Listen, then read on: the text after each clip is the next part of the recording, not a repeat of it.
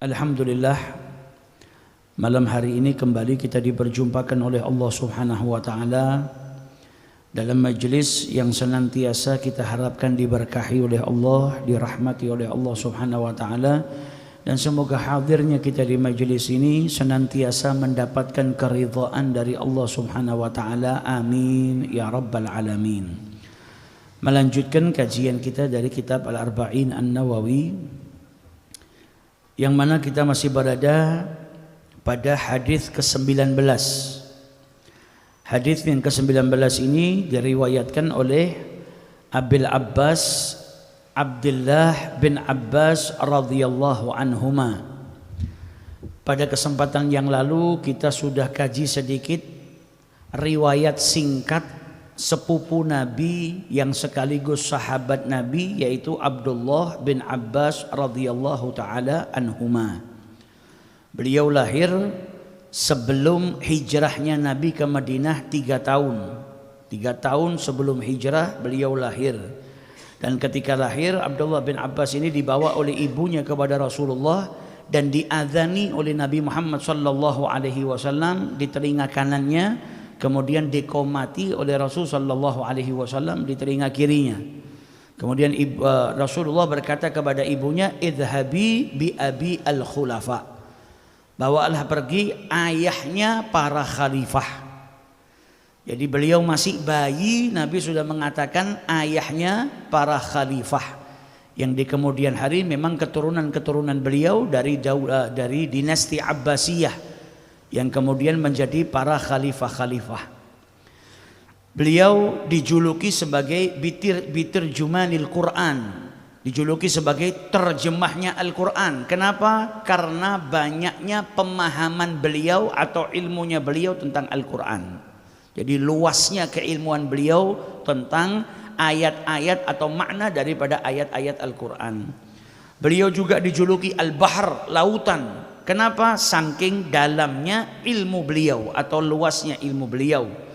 Dan Nabi SAW pernah mendoakan Abdullah ibnu Abbas ini, Allahumma faqqihhu fid din wa 'allimhu at-ta'wil. Didoakan oleh Rasulullah agar memahami agama dan juga agar memahami ilmu ta'wil.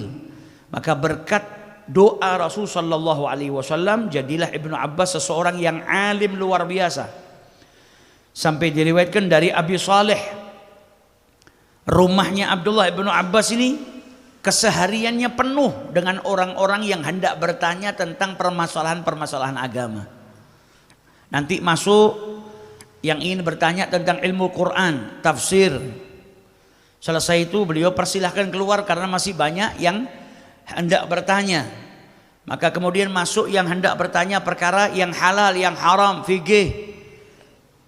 Selesai dijawab oleh beliau, kemudian masuk lagi rombongan orang yang hendak bertanya tentang ilmu faraid, ilmu waris, dijawab oleh beliau, kemudian dipersilahkan keluar. Masuk lagi yang hendak bertanya tentang ilmu bahasa, dari mulai bahasa Arab, nahwu, ilmu kalam, dan itu semua dijawab oleh beliau. Karena apa? Keluasan ilmu yang diberikan oleh Allah Subhanahu wa ta'ala. Sehingga Abu Saleh ini beliau berkata, fama ra'aitu mithla hadza li ahadin minan nas. Saya enggak pernah ngelihat seperti ini pada orang lain. Jadi seseorang yang alimnya seperti Abdullah ibnu Abbas. Dan Abdullah ibnu Abbas meriwayatkan hadis dari Rasul sallallahu alaihi wasallam sebanyak 1660 hadis. Ada 1660 hadis yang diriwayatkan oleh Abdullah ibnu Abbas dari Rasulullah sallallahu alaihi wasallam, dan beliau wafat di usia ke-70 tahun, meninggal di kota Taif tahun ke-68 setelah hijrahnya Nabi besar Muhammad sallallahu alaihi wasallam, dan disolatkan oleh Muhammad ibn Hanafiyah. Dan Muhammad ibn Hanafiyah ketika wafatnya Abdullah ibnu Abbas, beliau berkata, demi Allah, hari ini telah wafat sebaik-baik umatnya Nabi besar Muhammad sallallahu alaihi wasallam. Dan Sayyidina Jabir bin Abdullah ketika mendengar kabar wafatnya Abdullah ibnu Abbas, beliau menepukkan tangannya dan menunjukkan kesedihannya seraya berkata, telah wafat manusia yang paling alim, yaitu di zamannya, a'lamun nas, manusia yang paling alim dan manusia yang paling hilim, manusia yang paling bijaksana, manusia yang paling berilmu telah wafat atau dipanggil oleh Allah Subhanahu wa taala. Adapun ayahnya Ibnu Abbas, ayahnya Abdullah yaitu Al-Abbas, pamannya Rasulullah sallallahu alaihi wasallam. Lahir sebelum Nabi Muhammad 2 tahun. Jadi usianya sama Nabi Muhammad beda 2 tahun. Beliau lebih tua dari Nabi 2 tahun. Tapi beliau seseorang yang sangat cinta kepada Rasul sallallahu alaihi wasallam. Sayyidina Abbas bin Abdul Muttalib ini pernah ditanya sama orang, mana yang lebih besar, engkau atau Rasulullah? Biasanya orang kalau tanya umur itu kan tanya, mana yang lebih besar, kau apa Rasulullah?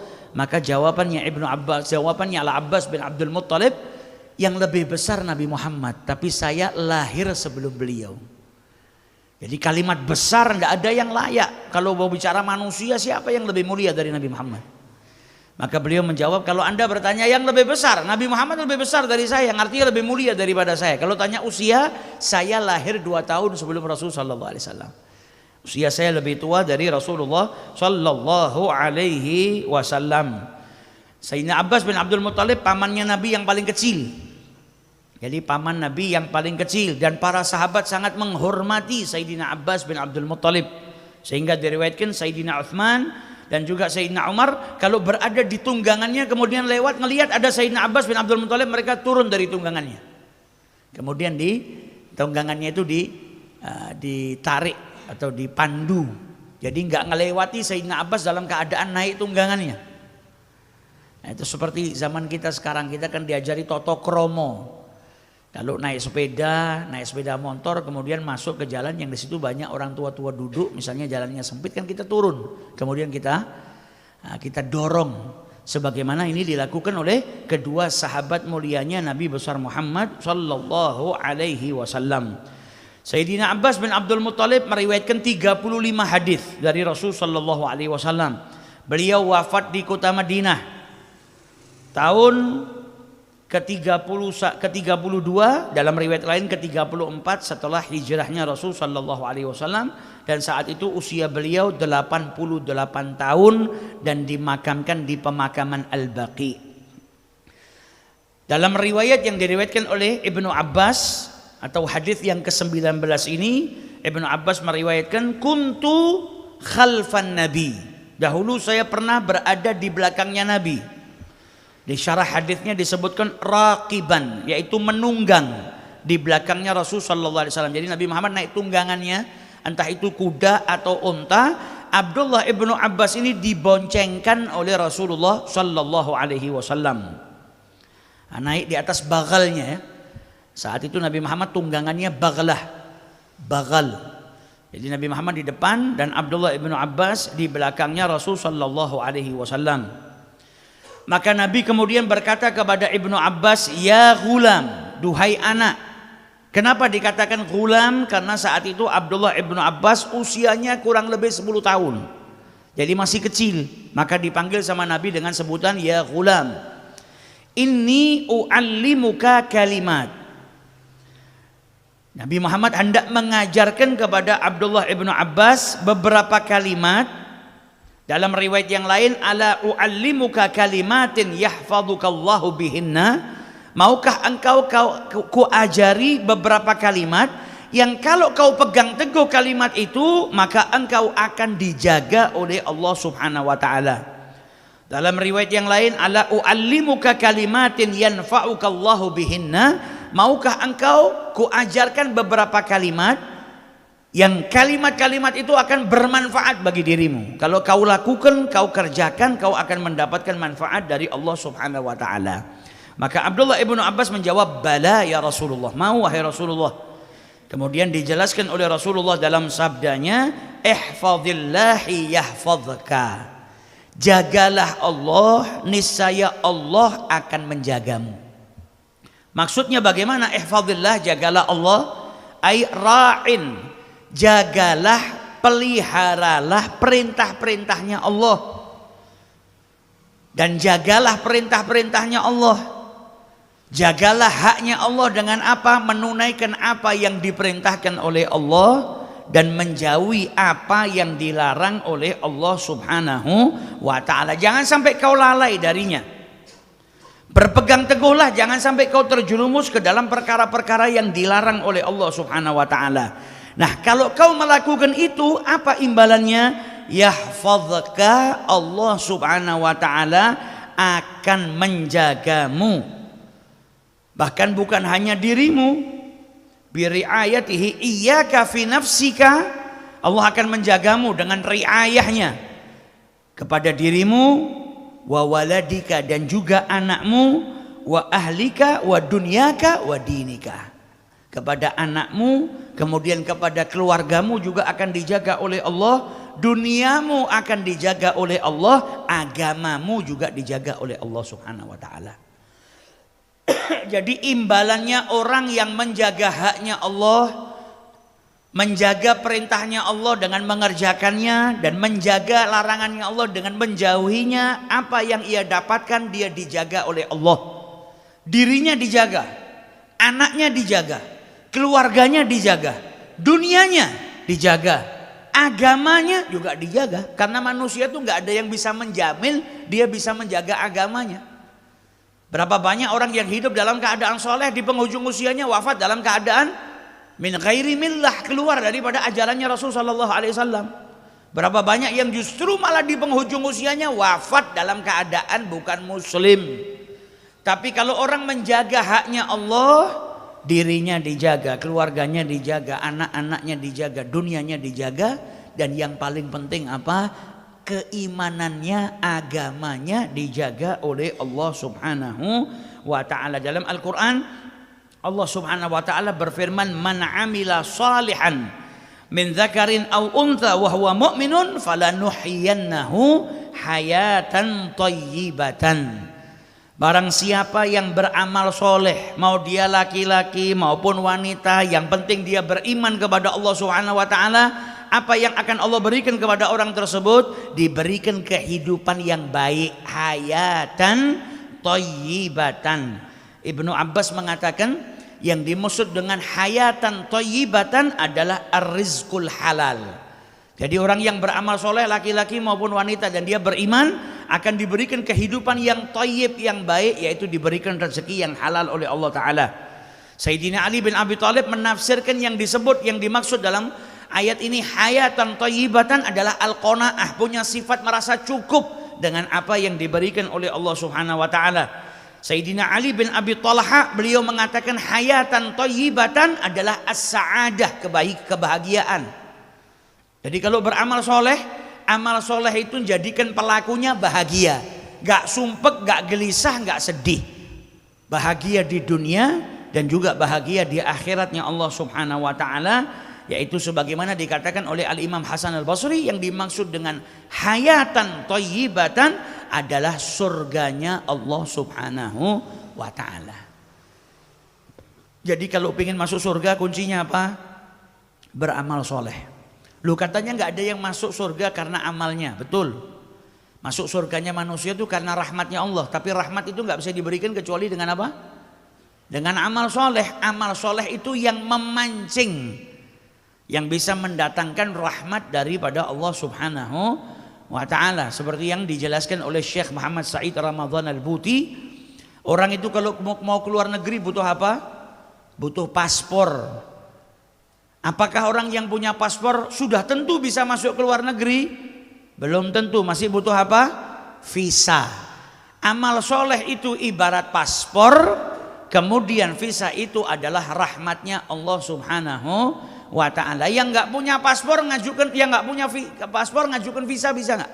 Nggak bisa, disuruh bikin paspor dulu. Kau mau rahmatnya Allah, maka beramal solehlah agar engkau mendapatkan rahmat daripada Allah Subhanahu wa ta'ala. Jadi orang yang beramal soleh dari kalangan laki-laki maupun perempuan, dan dia beriman kepada Allah Ta'ala, akan diberikan kehidupan yang baik, yaitu kebahagiaan. Akan diberikan kehidupan yang baik, rezeki yang halal. Akan diberikan kehidupan yang baik, qanaah, merasa cukup dengan apa yang diberi oleh Allah. Akan diberikan kehidupan yang baik, yaitu di surganya Allah Subhanahu wa ta'ala. Maka orang yang menjaga haknya Allah, dirinya dijaga, keluarganya dijaga, anak-anaknya dijaga. Nah, kita hidup di zaman sekarang yang penuh dengan fitnah. Kalau dulu orang tua masih bisa maksimal ngawasin anaknya, hari ini kalau dulu orang tua bisa cari tahu anaknya kumpul dengan siapa, kumpul dengan orang tidak baik langsung dicegah. Kalau perlu nggak boleh keluar rumah supaya apa? Nggak kumpul sama orang yang nggak baik. Kalau sekarang nggak bisa, susah.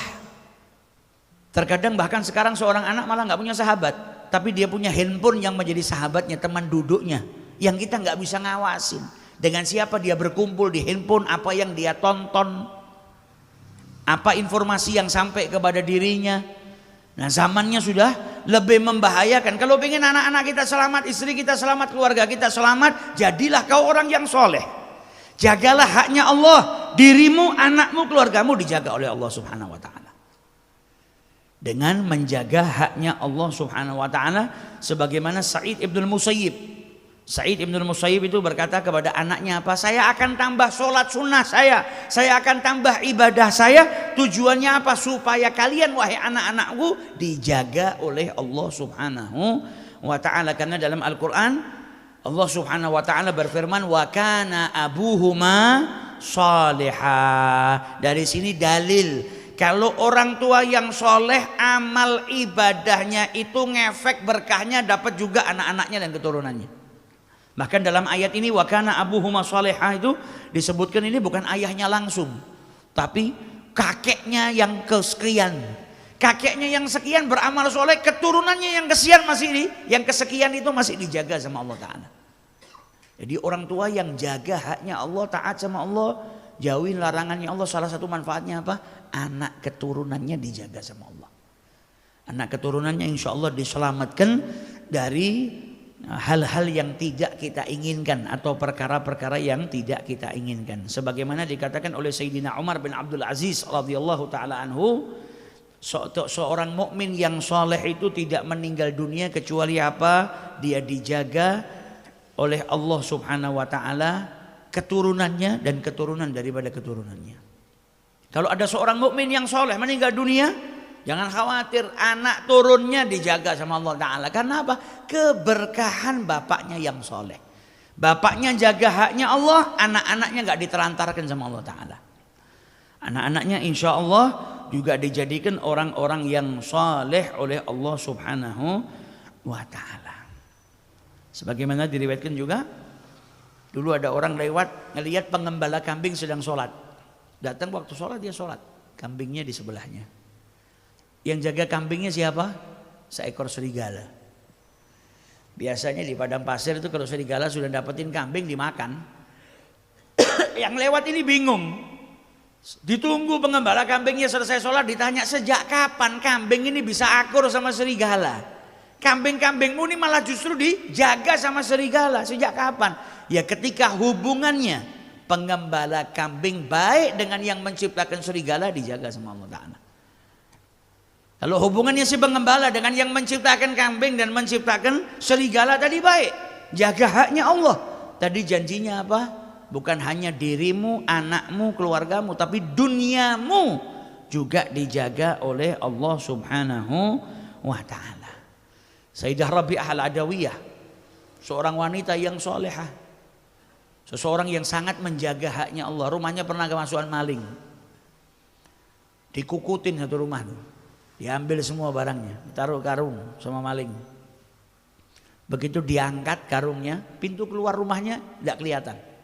Bukan hilang, tapi orangnya seperti linglung, nyari pintu keluar nggak? Loh, tadi saya masuk dari sini, kok keluar nggak ada? Nyari muter-muter rumahnya nggak dapat.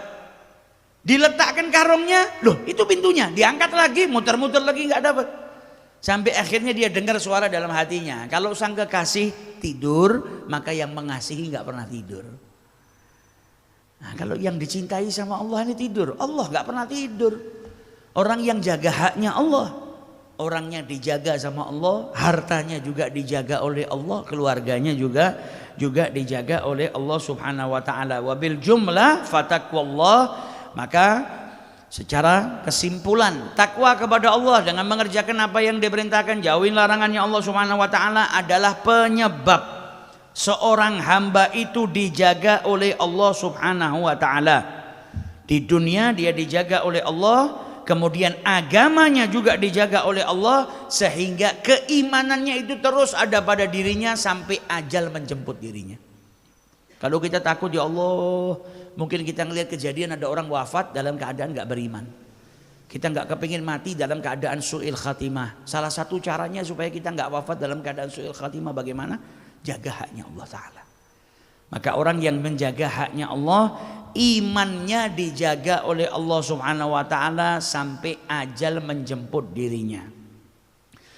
Kemudian dilanjutkan oleh Rasul sallallahu alaihi wasallam dalam sabdanya, ihfazillaha ay ra'in.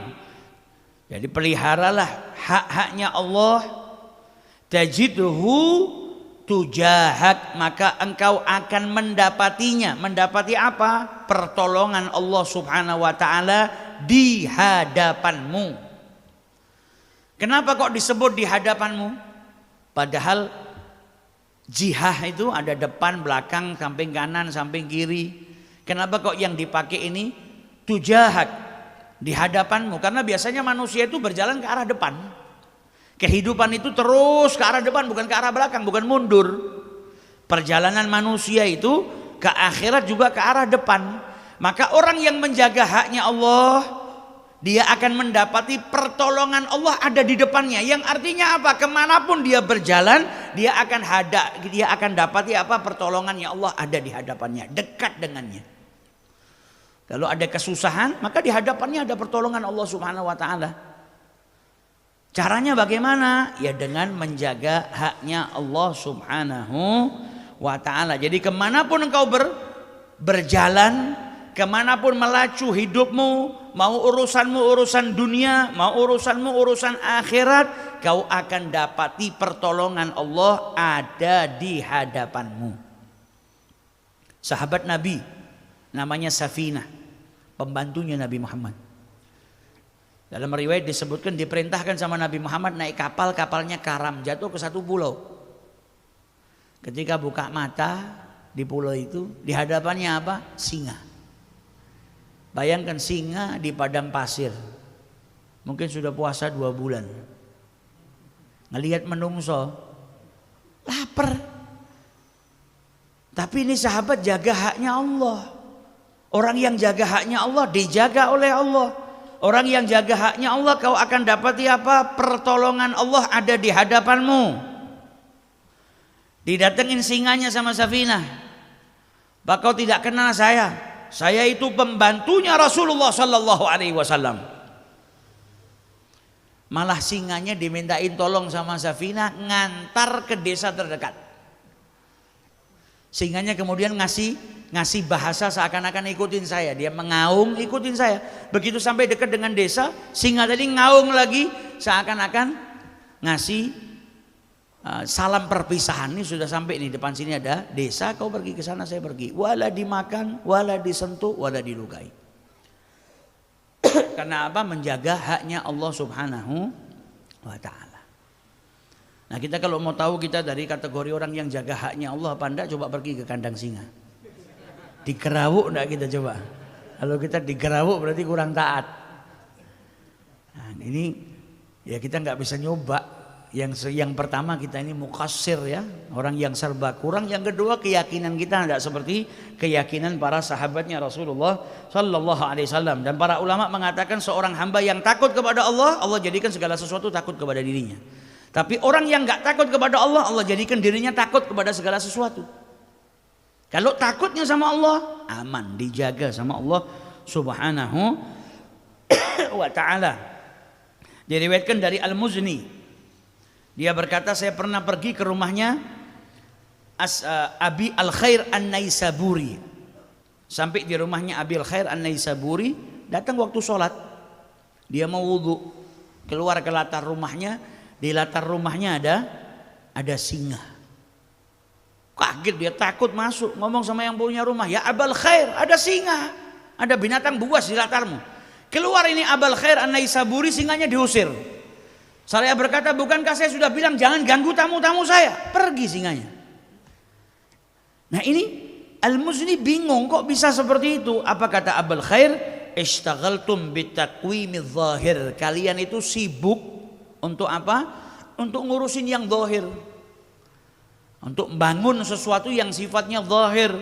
Akhirnya apa? Kalian takut dengan singa. Adapun kami, kata beliau, saya ini sibuk dengan membangun yang batin. Maka singa pun takut dengan kami.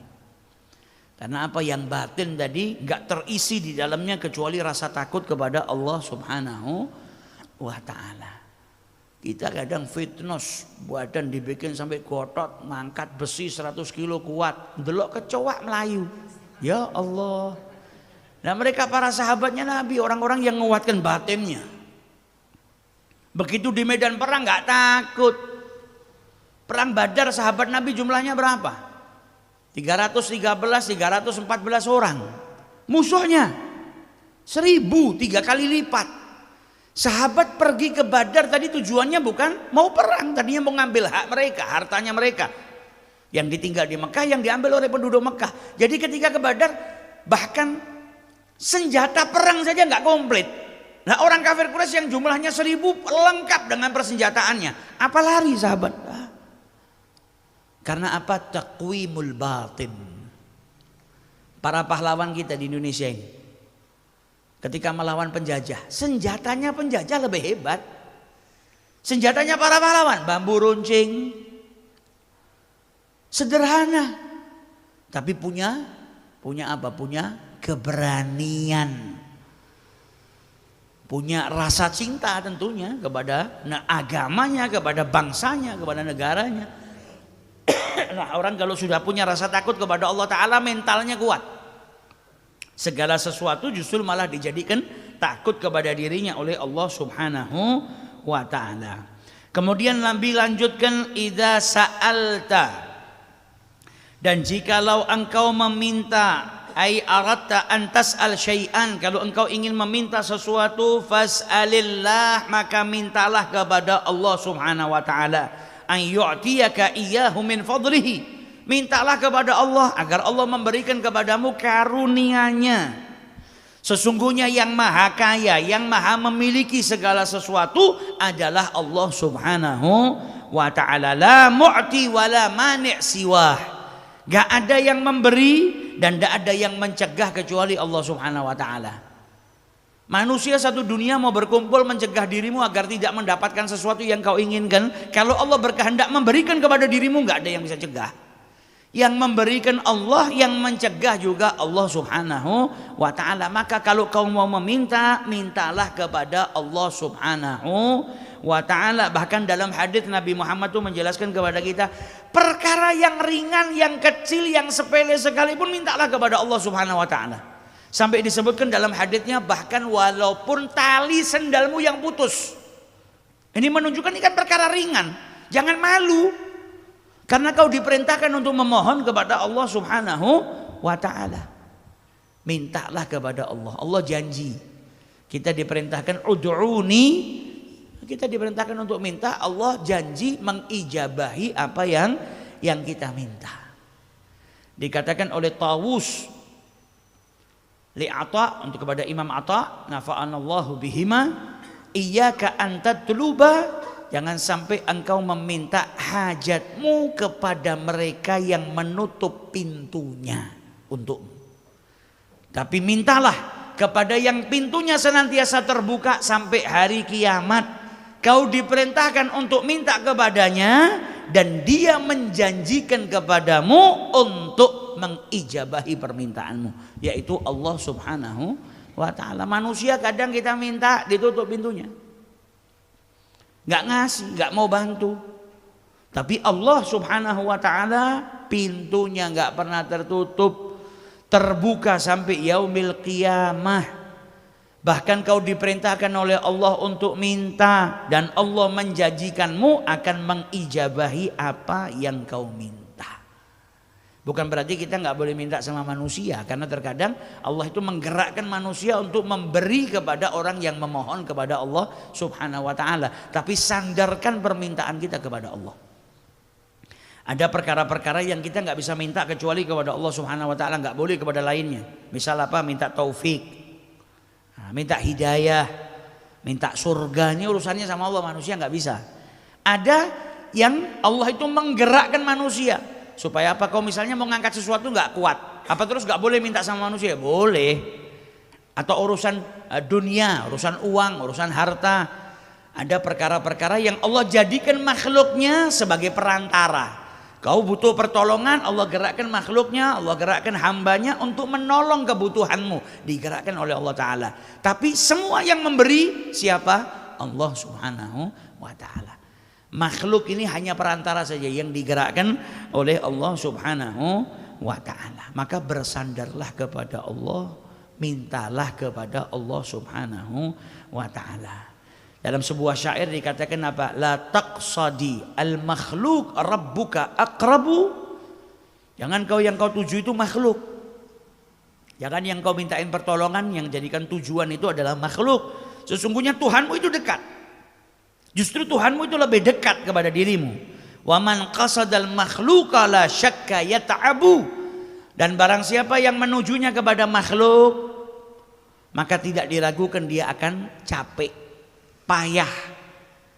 La tas'alanna bunayya Adam hajatan. Jangan minta hajatmu kepada anak cucu Adam. Wasalil ladzi abwabuhu la tuhjabu. Mintalah kepada yang pintunya tidak pernah tertutup. Allahu yaghdabu in tarakta su'alahu. Allah marah kalau kau sampai tidak berdoa, tidak memohon kepadanya. Wa bunayya Adama hina yus'alu yaghdabu. Berbeda dengan anak cucu Adam manusia. Kalau kau mintai terkadang malah marah. Allah kalau kau tidak minta kepadanya marah.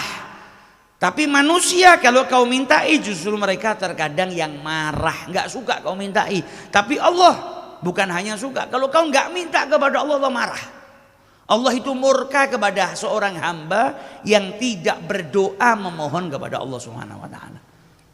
Orang yang seperti itu justru malah tergolong sebagai orang yang sombong. Maka mintalah kepada Allah sebanyak mungkin. Ada hajat, minta kepada Allah. Apalagi di waktu-waktu mustajabnya doa. Di sepertiga malam yang terakhir, waktu mustajabnya doa, bangun minta sama Allah Ta'ala. Di hari Jumat ada waktu mustajabnya doa, kita bangun di saat itu minta kepada Allah Subhanahu wa Ta'ala. Jadi Allah itu yang memiliki segala sesuatu, yang maha dermawan. Dan justru malah kau kalau tidak minta sama Allah, Allah murka, Allah marah. Dan kau kalau minta sama Allah Subhanahu wa Ta'ala, yang diberikan oleh Allah kepada dirimu pasti yang terbaik dan yang kau butuhkan di saat itu. Kadang kau minta sesuatu, saya sudah minta sama Allah ini tapi gak dikabul-kabulkan. Gak dikabulkan sama Allah, bisa jadi waktunya, timingnya belum pas. Bisa jadi ketika kau minta kesuksesan dalam urusan dunia, kau minta kaya, sampai hari ini kau belum kaya. Bisa jadi kalau kau dikasih kekayaan sama Allah, kau malah belum siap, kau bisa ninggalkan sholat 5 waktu.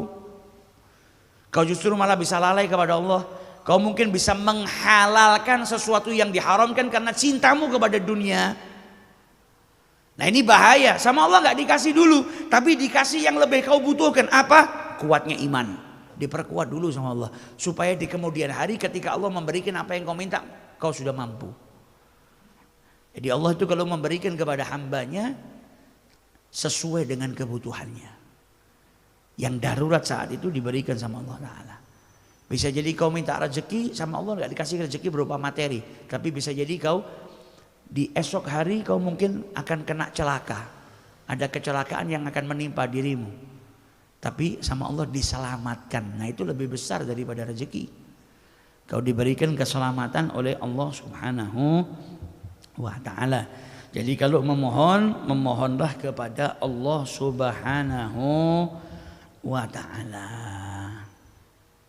Minta sama manusia boleh atau tidak? Ya boleh, minta tolong sama manusia bukan berarti haram. Nah, kalau minta langsung sama Allah terus Allah nggak gerakkan hambanya untuk bantu, nah, boleh minta sama manusia, tapi bersandarnya batinnya itu kepada Allah. Manusia hanya perantara. Manusia hanya yang digerakkan oleh Allah untuk membantu sampainya hajatnya orang tersebut kepada dirinya. Jadi kalau minta, maka mintalah kepada Allah. Kemudian Nabi lanjutkan, wa idzasta'anta ay talabta al-i'anah. Kalau kau meminta pertolongan, maka fasta'in billah, mintalah pertolongan kepada Allah Subhanahu wa Ta'ala. Kalau mau minta pertolongan, maka mintalah pertolongan kepada Allah Subhanahu wa taala. Wa'lam, kemudian Nabi Muhammad mengatakan, ketahuilah bi annal ummata law ijtama'at, kalau seluruh manusia itu berkumpul untuk apa? Ala ayyanfa'uka bi syai'in, untuk memberikan manfaat kepada dirimu, baik itu perkara dunia ataupun perkara akhirat, lam yanfa'uka illa bi syai'in qad katabahullahu lak, maka kau tidak bisa mendapatkan manfaat apapun kecuali yang telah Allah tentukan kepada dirimu. Mau manusia berkumpul satu dunia ngasih kau manfaat, kalau kau sudah ditentukan sama Allah dapat manfaatnya ini, ya cuma ini saja yang kau bisa dapatkan. Jadi sesuai dengan ketentuannya Allah Subhanahu wa taala yang telah diisbatkan oleh Allah, ditetapkan oleh Allah di dalam Lauhil Mahfuz. Sebaliknya, wa ini setama'u ala ayyadurruka bi syai'in, kalau mereka manusia itu berkumpul untuk mencelakai dirimu, ngasih madarat kepada dirimu, maka tidak ada madarat yang akan menimpa dirimu kecuali yang sudah ditentukan oleh Allah Subhanahu wa taala. Jadi apa yang dari sesuatu madarat yang datang kepadamu, yaitu sudah ditentukan sama Allah sebelum kau diciptakan. Jadi manusia kalau mengembalikan dirinya kepada tauhid, yang terjadi ya sudah ditentukan sama Allah. Mau itu yang baik, mau itu yang buruk, tapi kita nggak pernah tahu. Nggak boleh pasrah ya terus nggak ngapa-ngapain, enggak, karena kita nggak pernah tahu takdir itu seperti apa. Tapi kalau kita mengembalikan kepada Allah lebih legowo. Misalnya apa? Ada orang menzalimin kita, ya sudah, itu sudah megaddar, sudah ditakdirkan sama Allah Taala, saya harus ngicipin yang seperti ini. Dan di situ pasti ada rahasia yang diselipkan sama Allah Taala. Mungkin saya mau dididik lebih sabar. Mungkin selama ini saya tahu ilmunya sabar tapi saya belum mengamalkan. Mungkin Allah hendak memberitahu kepada saya kalau disakitin itu gak enak rasanya, supaya kau mengambil pelajaran dan kau tidak melakukan hal yang sama kepada orang lain. Jadi kalau mengembalikan itu maka dia lebih legowo. Apa yang terjadi sudah ditentukan oleh Allah, dan apa yang ditentukan oleh Allah kau gak bisa lari darinya. Kau tidak bisa lari dari apa yang telah ditentukan oleh Allah Subhanahu wa ta'ala. Jadi kalau kau mau minta pertolongan, mintalah pertolongan juga kepada Allah Subhanahu wa taala. Dan Nabi katakan rufi'atil aglam, pena ini telah diangkat. Qalam itu satu ya. Kenapa di sini disebutkan aklam? Kau pakai bahasanya jamak li ta'zim, untuk menunjukkan kemuliaannya pena. Nah, jadi pena tetap satu, bukan aglam. Oh berarti pena itu banyak. Oh enggak, cuma satu. Tapi kenapa disebutkan aglam di sini? Disebutkan jamak li ta'zim, untuk menunjukkan keagungannya. Tapi pena itu satu. Pena sudah diangkat, maksudnya apa? Takdir gak bisa berubah. Yang sudah ditulis sama Allah sudah diangkat, sudah selesai. Wa jaffatis suhuf, dan lembaran-lembaran manusia yang telah ditentukan sama Allah dalam Lauhil Mahfuz juga sudah kering. Jadi semua yang ada pada manusia sudah tertulis di Lauhil Mahfuz. Jadi yang ada di ilmunya Allah al-azali atau takdir yang mubram itu enggak berubah. Kalau takdir yang muallak itu yang masih berubah. Itu pun berubahnya juga ngikutin yang mubram. Kalau melakukan ini misalnya bersedekah maka umurnya sampai sekian, tapi di azalinya sudah ditentukan. Dia akan melakukan yang mana? Yang sedekah atau yang tidak sedekah. Jadi yang di Lauhil Mahfuz sudah ditulis dan ditentukan oleh Allah Subhanahu wa taala. Rawahu Tirmidzi, hadis ini diriwayatkan oleh Al-Imam Tirmidzi wa qala haditsun hasanun sahih. Dalam riwayat di selain daripada Imam Tirmidzi, riwayat lain menyebutkan ihfazillahi tajidhu amamak, jagalah haknya Allah. Lakukan apa yang diperintahkan, jauhi apa yang dilarang oleh Allah taala, maka kau akan dapati pertolongan Allah ada di hadapanmu. Ta'arraf ilallahi firraha ya'rifka fisyiddah. Mendekatlah kepada Allah di saat kau lebih, di saat kau sedang mendapatkan kenikmatan. Dengan apa? Keluarkan hartamu di saat kau banyak harta. Gunakan kesehatanmu untuk apa? Mendekatkan diri kepada Allah Subhanahu wa taala. Kalau di waktu kau berada dalam kenikmatan, kau selalu mendekat kepada Allah Subhanahu wa taala. Ketika kau sedang diuji sama Allah, Allah bantu dirimu. Allah berikan pertolongannya kepada dirimu. Karena biasanya manusia kalau pas lagi bergelimang harta, dalam keadaan nikmat, lupa nggak dekat sama Allah taala. Sejadah itu sampai bau apek, tidak pernah dipakai. Beledukan. Tapi begitu sudah banyak masalah, hidupnya di atas sejadah. Hidupnya di atas sejadah. 24 jam nangis, ya Rob, ya Rob. Maka kata Rasulullah apa? Dekati Allah di saat kau dalam keadaan lebih. Dengan apa? Gunakan hartamu tadi untuk bersedekah. Sehatnya badanmu tadi gunakan untuk beribadah. Maka Allah akan memberikan imbalan kepadamu fisiddah. Di waktu kau dapat ujian, dapat sesuatu yang tidak mengenakkan, maka Allah akan menjauhkanmu dari sesuatu yang tidak mengenakkan. Berikan jalan keluar dari masalah yang menimpa dirimu. Makanya kadang ada orang, saya dapat satu nasihat indah. Ada orang yang jengkel sama sahabatnya. Dulu waktu saya kaya, sahabat datang ke saya semua.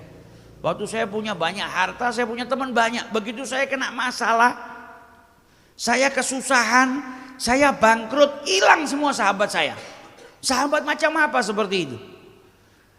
Kata orang yang soleh itu, nasihatin dia, jangan marah dengan sahabat yang ketika kau banyak harta mereka pada mendekat kepada dirimu, dan ketika kau kesusahan mereka lari menjauh dari dirimu. Kalau dirimu, keadaanmu dengan Allah juga seperti itu. Di saat kau bergelimang harta kau jauh dari Allah, di saat kau kesusahan kau baru mendekat kepada Allah Subhanahu wa taala. Maka jangan marah sama sahabat-sahabatmu yang melakukan hal yang sama. Jikalau keadaanmu juga seperti itu, di saat kau banyak harta kau lupa sama Allah taala. Tapi di saat kau dalam keadaan susah, kau justru malah mendekat kepada Allah taala. Dekat sama Allah dalam keadaan apapun. Dalam keadaan berkelimang harta, dapat rezeki yang banyak, dekat sama Allah sebagai bentuk syukurmu. Dalam keadaan kau susah, kau juga mendekat kepada Allah, meminta pertolongan kepada Allah Subhanahu wa taala. Ini wataknya manusia, kadang kalau pas lagi senang ya lupa. Seperti orang yang datang ke tempatnya Imam Abi Hanifah, tanya, Bang Abu Hanifah, saya mau tanya, apa yang mau kau tanyakan? Uang saya hilang, di mana kira-kira? Saya lupa naruhnya. Kita Imam Abu Hanifah ini bukan fikih, bukan hukum, kok tanya sama saya. Ya sudah, nanti malam bangun sholat malam. Karena syaitan itu nggak mau manusia taat. Begitu sholat kelingan, duitnya naruh di mana? Diambil sama dia. Besoknya lapor, wah amalan saking panjenengan mandi. Saya baru sholat, baru takbiratul ihram gak iling, langsung iling. Kata Imam Abu Hanifah, terus kau lanjutkan sholatmu sampai subuh? Enggak, ya selesai. Nah, kenapa tidak kau lanjutkan? Minimal sebagai bentuk syukurmu kepada Allah Subhanahu wa taala. Fadhal. Jadi jangan sampai mendekat kepada Allah hanya di waktu syiddah, tapi mendekatlah kepada Allah di waktu engkau punya banyak kenikmatan, punya banyak harta. Mendekatlah kepada Allah, maka ketika engkau di waktu syiddah, di waktu kepepet, di waktu banyak masalah, kau akan diberikan imbalan oleh Allah Subhanahu wa taala, dijauhkan daripada permasalahanmu dan diberikan jalan keluar dari apa-apa yang menimpa dirimu. Jadi ini riwayat selain daripada riwayat Al-Imam At-Tirmidzi. Dan diriwayatkan juga dari Sayyidina Anas bin Malik marfu'an. Nabi Yunus alaihi salatu wassalam ketika di dalam perut ikan, maka dia berdoa kepada Allah Subhanahu wa taala. Apa doanya beliau? La ilaha illa anta subhanaka inni kuntu minadh dhalimin. Nabi Allah Yunus itu ketika di dalam perutnya ikan berdoa memohon kepada Allah, para malaikat berkata kepada Allah, ya Rabb, hadza sautun ma'rufun min biladin gharibatin. Ini suara ma'ruf. Suara yang enggak asing kita kenal dari satu tempat yang gharib. Nabi Allah Yunus misalnya dari satu tempat ini biasanya terdengarnya dari tempat ini kok asing dari tempat mana? Ya karena beliau di tengah laut, masuk dalam perutnya ikan. Maka Allah Subhanahu wa taala berkata kepada para malaikatnya, "Amma ta'rifuna dzalik?" Apakah kalian enggak kenal dengan suara ini? Ini suaranya siapa enggak tahu. Maka malaikat tanya kepada Allah, "Siapa ya Rabb?" Maka dijawab oleh Allah, "Abdi Yunus, hambaku Yunus." Maka malaikat berkata kepada Allah, "Abduka Yunus, hambamu Nabi Allah Yunus ya Rabb, alladzi lam yazal yurfa'u lahu 'amalun mutaqabbalun wa da'watun mustajabah." Hambamu Yunus yang amalnya senantiasa diterima, yang doanya mustajab. Kata Allah, iya. Maka kemudian malaikat bertanya, ya Rabbana afala tarhamu man kana yasna'u ay al-a'mal as-salihah fi halir rakha fatunzihi minal bala. Ya Rabb, apakah kau tidak mau membantu hambamu ini yang ketika di waktu senang, di waktu banyak harta, di waktu diberikan kemurahan sama Allah, dia tetap beribadah, dia tetap beramal soleh. Dan ini sekarang di waktu syiddah, dalam keadaan ujian yang berat, apa kau tidak memberikan rahmat kepada hambamu tersebut? Maka Allah berkata, bala. Maka kemudian diperintahkan oleh Allah agar ikan tadi mengeluarkan Nabi Allah Yunus alaihi salatu wassalam. Jadi kalau orang dalam keadaan senangnya saja mendekat kepada Allah, begitu dia dalam keadaan susah, maka ia akan dapati pertolongan Allah ada di hadapannya. Dalam riwayat diriwayatkan oleh Al-Imam Hakim, inna man da'a biha fi maradhihi arba'ina marrah, yang sakit kemudian baca doa ini, la ilaha illa anta subhanaka inni kuntu minadh dhalimin 40 kali. Di saat dia sakit, famata fi maradhihi dzalik, kalau dia wafat, ternyata sakitnya itu sakit akhir usianya dan dia wafat, maka diberikan pahala oleh Allah Subhanahu wa taala, u'tiya ajra syahidin, pahalanya orang yang wafat dalam keadaan syahid. Wa in bara'a maghfuran lah. Dan kalau dia sembuhnya dalam keadaan apa? Diampuni dosa-dosanya oleh Allah Subhanahu wa taala. Ibnu Abbas juga meriwayatkan yang baca doa ini tidak dibaca sama orang yang sumpek, sama orang yang sedih, sama orang yang tertimpa ujian, sama orang yang terlilit hutang. Tidak dibaca doa ini 3 kali illastujiba lahu, terkecuali apa? Diijabahi sama Allah taala. Banyak utang amalkan ini. Nah, kalau sedang sedih, amalkan. Nanti kalau sedih juga jangan, kita itu kalau sedih kadang cari solusi yang tambah bikin kita sedih. Orang sedih malah nonton film. Ya terhiburnya di saat nonton film. Filmnya kebetulan ada sedihnya. Selesai nonton tambah hajur, tambah sedih. Nah kalau kita sedih, kita kena musibah, larinya kemana? Larinya ke Allah. Ihfazillahi yahfazka. Jagalah haknya Allah, perintahnya Allah kau lakukan, kau akan dijaga oleh Allah Ta'ala. Kalau kau butuh perlindungan, mintalah perlindungan kepada Allah. Kalau kau butuh bantuan, mintalah bantuan kepada Allah. Kalau mintalah kepada Allah. Bahkan kata Nabi Muhammad, yang ringan sekalipun, tali sendal putus sekalipun, menunjukkan bahkan hal-hal yang ringan, jangan sampai engkau tidak minta kepada Allah Subhanahu wa ta'ala. Wa'lam, dan kemudian dalam riwayat yang lain dikatakan wa'lam annama akhta'aka lam yakun liyusibaka wa ma asabaka lam yakun liyukhti'aka. Jadi apa yang terjadi kepada dirimu ya tetap akan terjadi, karena itu sudah ditentukan sama Allah. Yang enggak sampai kepada dirimu ya berarti memang enggak ditakdirkan kau dapat. Nah, kaidah ini kalau kita terapkan kepada hidup kita, seneng enggak sedih. Ikut tender, ikut proyek, lah kau enggak dapat, ya sudah. Yang tidak sampai kepada dirimu ya berarti dia enggak ditakdirkan oleh Allah sampai kepada dirimu. Andai kata itu sampai kepada dirimu, belum tentu itu yang terbaik untuk dirimu. Kau tidak dikasih, bisa jadi ada yang lebih berharga akan diberikan oleh Allah Subhanahu wa ta'ala kepada dirimu. Nah kaidah ini kata para ulama, kalau sampai kita terapkan pada diri kita, hidupnya enak. Tidak ada iri sama orang, nggak ada benci sama orang, nggak ada sedih, nggak ada sumpek, apalagi dengan perkara dunia. Karena apa? Yang sampai kepada saya berarti itu memang sudah ditentukan sama Allah buat saya. Yang nggak sampai kepada saya ya bukan karena itu salah alamat, tapi karena apa? Ya karena memang itu tidak ditakdirkan oleh Allah untuk saya. Kalau nggak ditakdirkan berarti nggak baik buat saya. Jadi nggak ada orang nangis putus cinta terus nangis stres, dan ngomong dewe, nggak ada. Ya itu nggak baik buat saya. Bukan karena perempuannya nggak baik, bisa jadi saya nggak klop sama dia. Dia mungkin akan baik dapat sama orang lain, saya mungkin akan lebih baik dengan yang lainnya. Supaya apa? Nggak stres. Apalagi urusan kerjaan juga nggak stres. Kalau kaidah ini bisa kita tanamkan di dalam diri kita. Wa'lam anna nasra, pertolongan Allah Ta'ala itu ma'as sabri, bersama dengan sabar.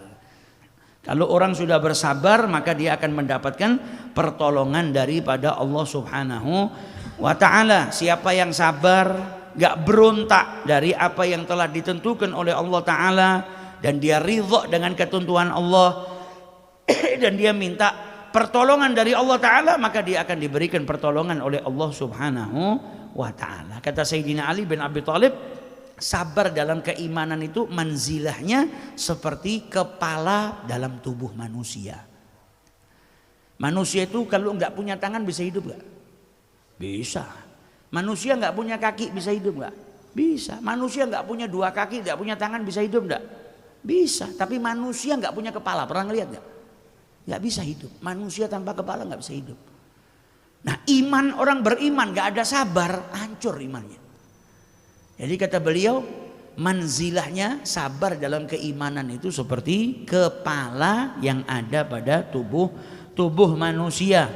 Jadi sabar itu justru akan mendatangkan pertolongan daripada Allah Subhanahu wa Ta'ala. Jadi kalau dikasih musibah sama Allah Ta'ala, terima musibahnya dan sabar.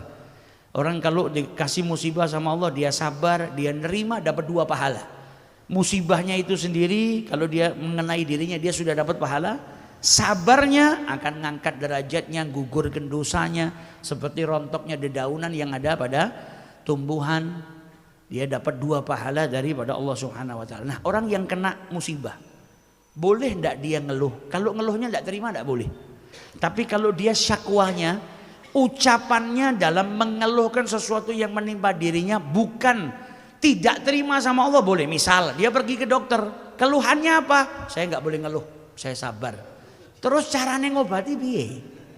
Nah, dia boleh nyebutkan, gigi saya ini sakit sudah 3 hari, kepalanya cekot-cekot. Dia ngeluhnya bukan tidak terima, tapi mengeluhkan penyakitnya.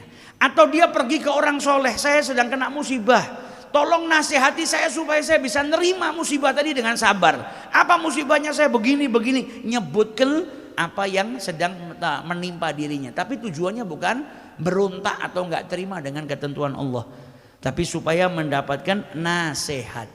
Atau orang yang sakit dan dia nggak kuat nahan rasa sakitnya, kemudian dia nyebutkan, tapi tujuannya bukan berontak. Misal, ya Allah pusingnya kepala saya, ya Allah sakitnya gigi saya. Dia nyebutkan seperti itu bukan tergolong orang yang nggak sabar, bukan. Yang penting dia nggak berontak dengan ketentuan Allah. Dia hanya menyebutkan karena sakit yang lagi menimpa dirinya. Lain halnya kalau nggak terima dia, aku kewe sholat, bengi sholat, kok dikei ujian, toko kurang maju-maju, loro untura, mari-mari. Nah, ini kalau itu tidak terima dengan ketentuan Allah, akhirnya apa? Sudah sakitnya nggak sembuh, pahalanya nggak dapat. Nah, kita ngeluh seperti itu, nggak terima sakit kita yang nggak hilang, pahala yang justru disediakan gugurkan dosa tadi malah nggak nyampe kepada kita. Maka justru di dalam kesabaran itu ada pertolongan daripada Allah Subhanahu wa Ta'ala. Jadi orang kalau dikasih ujian sama Allah dia bisa bersabar, berarti ujiannya sudah mau selesai. Nah, itu tandanya kalau dia bisa bersabar maka ujiannya akan selesai. Dan orang yang dicintai oleh Allah Ta'ala diuji. Man yuridillah bihi khairan yusib minhu, akan diuji sama Allah Ta'ala. Ya biar tambah sabar, biar dia angkat derajatnya. Bahkan dalam hadis diriwayatkan seorang hamba itu kalau sudah ditentukan sama Allah dapat manzilah, dapat kedudukan, tapi dia nggak nyampe kedudukan itu dengan amalnya. Sebelum dia lahir kedudukannya ditentukan sama Allah. Misalnya kalau pakai kelas, dia harusnya nanti kalau mati derajatnya sampai di kelas 6. Tapi hidup di dunia sampai umur 40 tahun, dia wafatnya mungkin umurnya 42, sisa 2 tahun. Amalnya gitu-gitu aja. Sedangkan dia sudah ditentukan sama Allah akan naik di kelas 6. Sudah ketentuannya derajatnya sampai kelas 6, tapi nggak nyampe-nyampe dengan amalnya. Maka Allah kasih dia ujian. Dirinya, hartanya atau anaknya dikasih ujian, dikasih sakit, kehilangan dan lain sebagainya, ujian yang Allah berikan. Tapi nggak ditelantarkan sama Allah, dikasih ujian, tsumma sabbarahu. Kalau diuji tok sama Allah, nggak dikasih sabar, bisa jadi berontak, tambah nggak naik, turun ke bawah. Tapi diuji sama Allah, dikasih sabar, dijadikan dia sabar. Sabarnya tadi kemudian ngangkat derajatnya ke derajat yang telah ditentukan oleh Allah Subhanahu wa Ta'ala. Jadi kita ini sebetulnya yang kita lakukan semua atas bantuan Allah. Yang ngasih sabar Allah, kita dikasih ujian. Tujuannya apa? Allah mau ngelebur dosa kita. Dikasih sabar sama Allah Ta'ala. Kalau nggak dikasih sabar kita nggak bisa sabar. Tujuannya apa? Ngangkat derajat kita. Jadi semua yang ngatur Allah Ta'ala. Maka dikatakan nggak pantas kalau sampai kita nggak bersyukur dan nggak cinta dengan Allah Subhanahu wa Ta'ala. Nah ini hadis yang ke-19, Nabi SAW mengajarkan kepada kita banyak sekali. Jaga Allah, yaitu jaga perintahnya, jauhi larangannya, engkau akan dijaga oleh Allah Ta'ala. Jagalah haknya Allah, peliharalah haknya Allah, maka engkau akan mendapati pertolongannya ada di hadapanmu. Kalau mintalah kepada Allah. Kalau minta perlindungan, mintalah perlindungan kepada Allah Subhanahu wa Ta'ala. Kalau manusia semuanya berkumpul mau mencelakai dirimu, nggak mungkin celaka kecuali sesuatu yang sudah ditentukan sama Allah. Kalau manusia berkumpul mau memberikanmu manfaat, kau nggak akan dapat apapun kecuali yang ditentukan oleh Allah Subhanahu wa Ta'ala. Punya istri cerewet, ya sudah itu sudah ditentukan sama Allah Ta'ala. Ya. Sabar, ambil pelajaran, nasehatin. Ya, jangan terus nggak terima, berontak. Jangan sampai karena satu keburukan atau kekurangan yang dilakukan oleh pasangan hidup kita akhirnya mandang semuanya buruk. Jangan. Makanya pada pembahasan yang lalu kita sudah kaji gimana orang yang datang ke rumahnya Sayyidina Umar bin Khattab mau mengeluhkan istrinya yang cerewet, suka marah-marah. Khutbah Jumatnya nggak hari Jumat aja tapi tiap hari. Dia udah nggak kuat datang ke tempat Sayyidina Umar, sampai di rumahnya Sayyidina Umar dia dengarkan istrinya Sayyidina Umar sedang marah-marah. Sayyidina Umar ya diem. Waduh, saya mau minta solusi sama Amirul Mukminin lah, kok ini istrinya podo sama istri saya. Dan beliau ya diem. Akhirnya pergi. Sayyidina Umar keluar dari rumah, ngeliat ada orang dari arah rumahnya pergi, dipanggil, kenapa kau pergi? Tadi saya punya hajat tapi nggak jadi. Lo kenapa? Saya ini punya masalah gini, ternyata jenengan lebih parah dari saya. Kok saya dapatin Anda diem, wahai Amirul Mukminin? Saya tidak jadi nanya, saya butuh solusi. Kata Sayyidina Umar apa? Saya itu, kenapa saya berbuat demikian? Karena istri saya itu yang mencucikan pakaian saya, nyiapkan saya makan, ngasuh anak-anak saya, menyelamatkan saya daripada perbuatan zina, menyelamatkan mata saya dari pandangan-pandangan yang haram. Sayyidina Umar didik orang itu.